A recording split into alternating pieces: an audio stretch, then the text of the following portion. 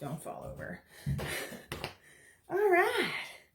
So now that we're like all set up, I have been getting a ton of questions about how I mix my paint pouring mediums, and I'm getting ready to do a new painting, and surprise, I have a brand new bottle that needs to be cracked.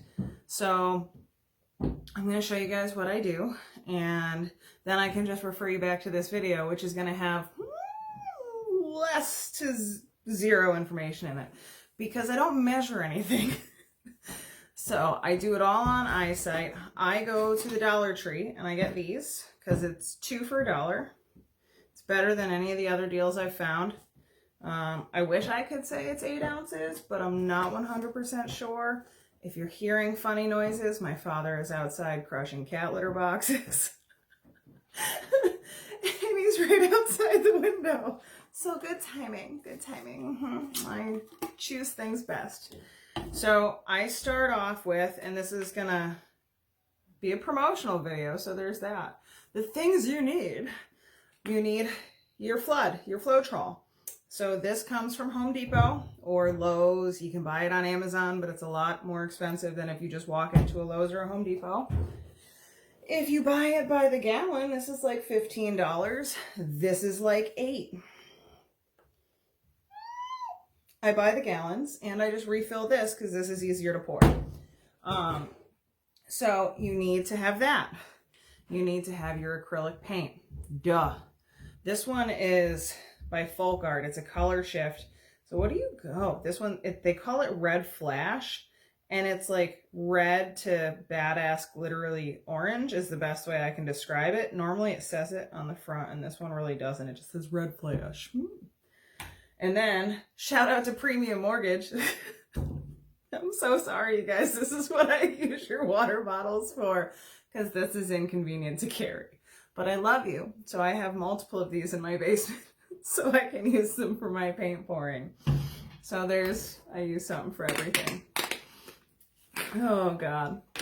You guys needed a jovial video after the video I just posted on my personal page bitching and complaining. So you're welcome. This is for you. I hope you enjoy. So first things first, I am going to put my flood in my bottle. And I go a little more than halfway. I will show you, I promise. I mean, you got to get some information in here.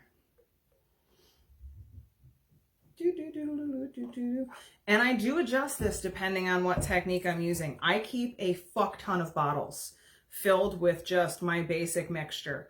But if I'm doing something like the blooming technique, I hand make all of those paint mixtures for that particular painting. So this is for basic, just paint pouring. If you want to learn like actual stuff, please talk to me and I'll show you more. But when you're doing just some of the basics, this is how I roll.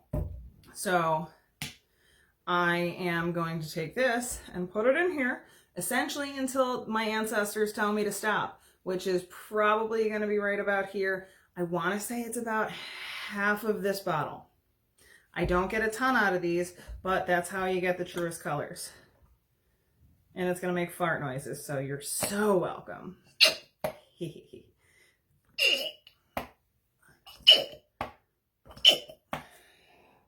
And because, you know, I like exact science, you shake it. And then you see how it actually looks. Now, when you first start shaking, do you see all those like white striations? You want to essentially shake until all of it's consistent. So, and this also helps to break up those boogers. So I normally shake all of my paints before I reuse them because Floetrol can create boogers. And it gets stuck in the cap. It's a little annoying and it doesn't help your paint. So if you want a truer color, you're going to use more paint. This is what I wound up with. I'm going to use a little bit more, but I'm going to add it and then I'm going to add my water. Not everybody uses water, but the ones that do prefer distilled, me being the unique individual that I am, I use, wait for it, filtered fucking tap water. I'm cheap. I'm not buying distilled water. Oh my God, cut it out. You can sit here and tell me all the reasons you want to use your fancy distilled water, and I'm going to tell you all the reasons I like keeping money in my pocket and my paintings still come out nice.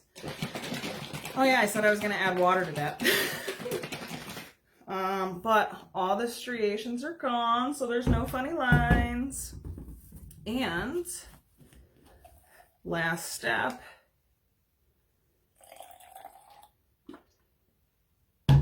2 to 3 seconds of water. You don't need a lot. You don't want a lot because you want your paints to not muddle together.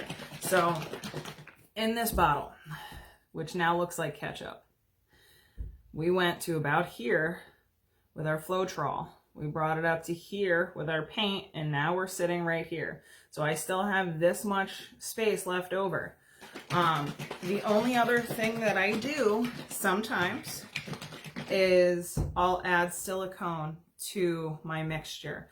Now I'm trying to get away from that with my big bottles because less is more, and I really only want it in one color and a pour at a time. So that's totally my personal preference. Floetrol creates those cells you see really, really well, so it's not always necessary to add silicone.